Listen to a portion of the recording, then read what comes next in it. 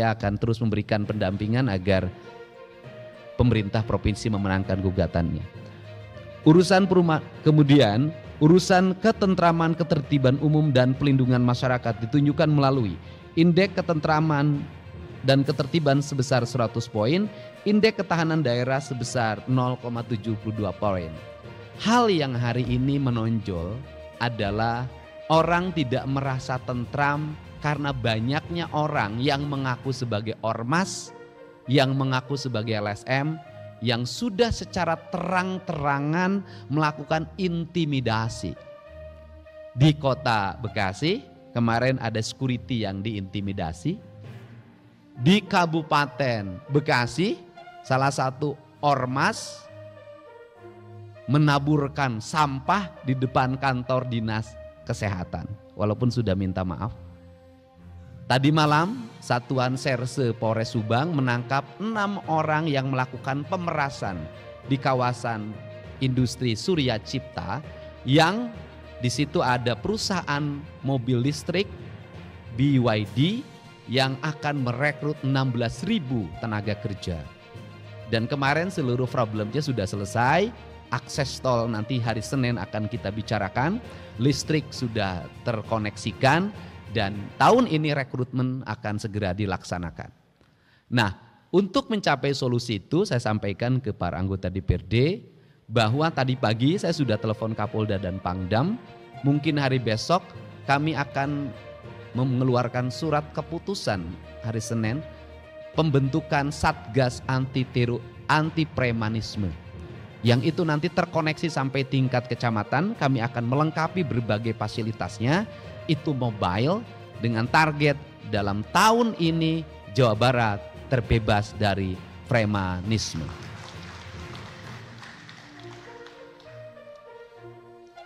Urusan sosial, realisasi tahun 2024 ditunjukkan melalui indeks kesejahteraan sosial sebesar 44,57 poin.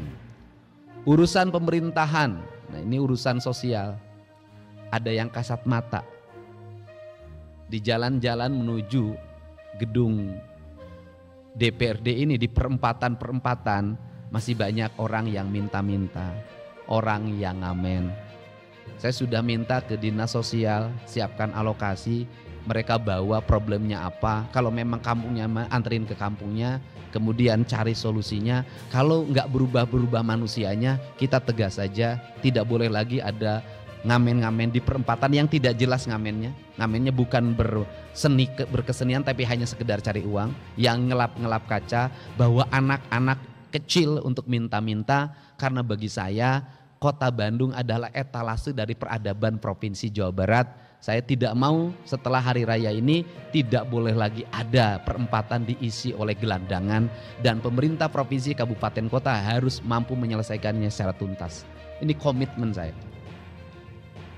Kemudian urusan pemerintahan wajib non pelayanan dasar meliputi urusan tenaga kerja ditunjukkan melalui persentase pencari kerja diberdayakan sebesar 76,61%. Tingkat pelindungan tenaga kerja sebesar 38,27%, masih rendah. Untuk calon tenaga kerja, saya minta DPRD yang membidangi Komisi Ketenagakerjaan, kita tidak mau lagi ke depan ada orang yang ngantri melamar kerja. Tetapi yang saya inginkan adalah setiap dinas kabupaten kotanya sudah memiliki data bursa kerja. Seluruh angkatan kerja ada di datanya, dan kemudian perusahaan yang akan merekrut tidak usah mengumumkan pendaftaran calon tenaga kerja. Cukup mengakses nama-nama yang dibutuhkan di perusahaan itu, kemudian diseleksi. Setelah diseleksi baru mereka mengurus persyaratan kerja.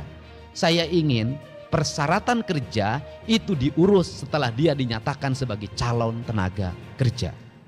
Karena kalau persyaratan kerja dibuat ketika melamar kerja, orang tidak punya duit harus ngurus persyaratan tenaga kerja. Dan ongkosnya juga mereka tidak punya. Tapi kalau kemudian perusahaan mengakses langsung ke bursa kerja, maka di situ akan sangat cepat melakukan proses rekrutmennya. Yang kedua, ini disampaikan, percaloan kerja, tenaga kerja di Jawa Barat sangat tinggi. Banyak sekali oknum, baik oknum aparatur, oknum karang taruna, oknum ormas, oknum LSM, oknum aparat desa, dan oknum manajer personalianya bekerja sama melakukan rekrutmen dan di situ berbayar. Angka pembayarannya itu dari kisaran 3 juta sampai 30 juta per orang. Dan itu dilakukan secara terbuka. Untuk itu saya sampaikan bahwa tahun ini tidak boleh lagi terjadi percaloan tenaga kerja. Yang lebih menyedihkan lagi adalah orang untuk memberikan suap atau pungli calon tenaga kerjanya banyak yang minjem ke bank emok. Banyak yang minjem ke bank keliling. Rata-rata 15 juta. Menyedihkan lagi mereka menjadi tenaga kerja kontrak dan setahun kontraknya diputus dan akhirnya menjadi gelandangan orang tuanya. Jadi saya menemukan banyak kasus itu. Untuk itu ini yang harus segera dituntaskan di Provinsi Jawa Barat agar investasi kita investasi yang nyaman.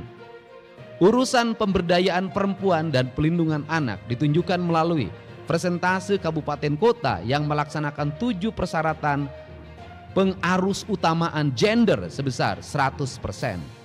Persentase keberhasilan penanganan kasus kekerasan, eksploitasi, dan diskriminasi terhadap perempuan sebesar 100%.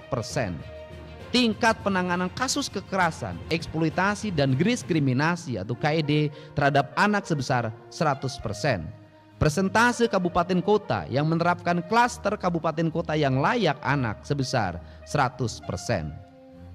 Urusan pangan ditunjukkan melalui skor pola pangan harapan atau SPPH.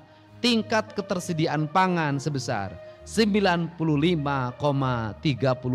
poin. Tingkat konsumsi pangan yang terdiri dari konsumsi energi sebesar 2.069,9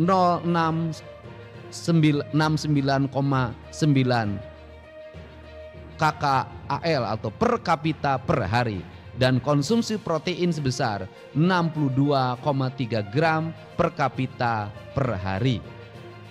Urusan pertanahan ditunjukkan melalui tingkat tertib tata kelola pertanahan. Nah, ini di sektor pertanahan ini masih menurut saya masih terjadi problem.